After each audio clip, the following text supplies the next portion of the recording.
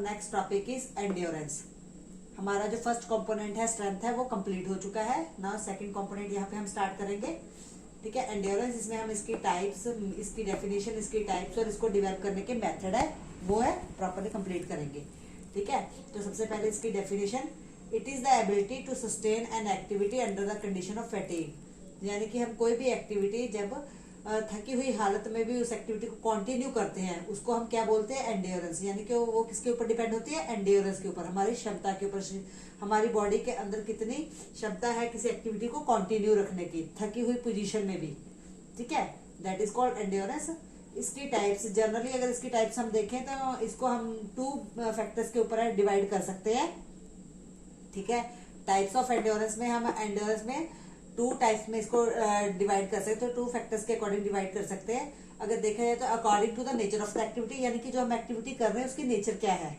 ठीक है, और दूसरा है according to the duration of the activity, यानी कि कितने टाइम के लिए है वो एक्टिविटी, उसके हिसाब से हम इसको टाइप्स में डिवाइड कर सकते हैं। ठीक है, अगर तो हम एक्सप्लेन करें according to the nature of activity तो इसमें बेसिक, जनरल और स्पेसिफिक एंड्योरेंस है काउंट होगी। यानी कि हम किसी भी एक्टिविटी में जब पार्टिसिपेट करते हैं तो हमारी बॉडी की फुल मसल्स है पार्टिसिपेट करती हैं।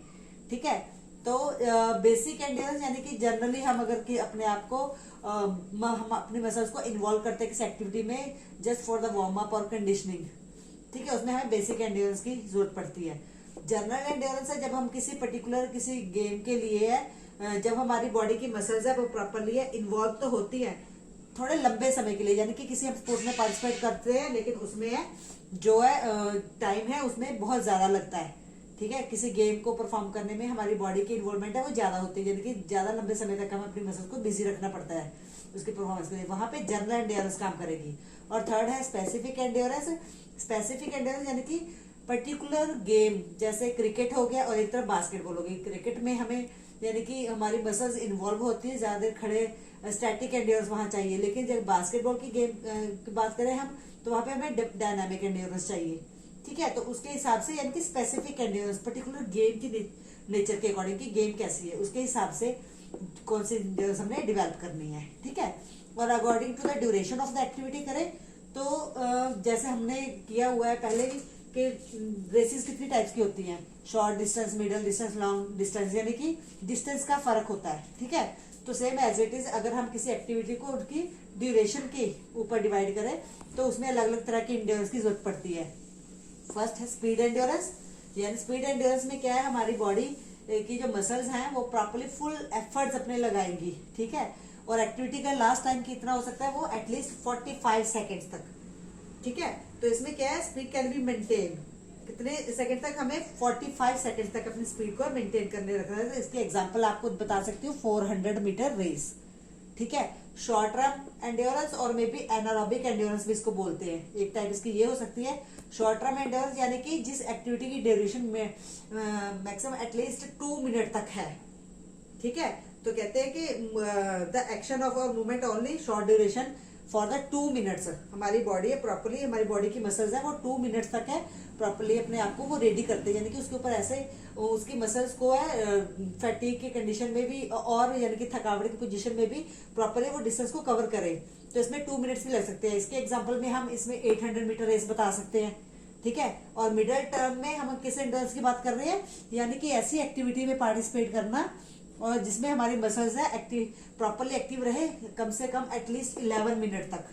ठीक है, इसमें हम 1500 मीटर रेस के एग्जांपल दे सकते हैं।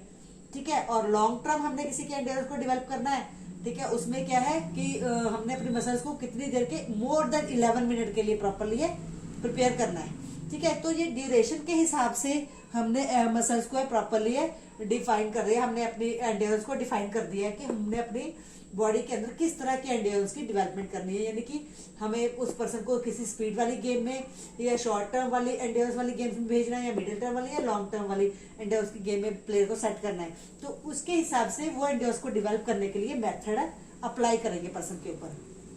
सेम एज इट इज मैंने आपको नेचर के हिसाब से बता दिया कि कुछ कोचेज होते हैं वो गेम की नेचर को देखते हैं। ठीक है, तो गेम की नेचर के हिसाब से उसमें सिर्फ बेसिक एंड्योरेंस चाहिए, या उसमें जनरल एंड्योरेंस चाहिए, उसमें स्पेसिफिक एंड्योरेंस चाहिए। ठीक है, उसके हिसाब से फिर वो पर्सन के ऊपर एंड्योरेंस के मेथड्स है वो अप्लाई करते हैं। ठीक है। Now this is the meaning of endurance and this type of endurance.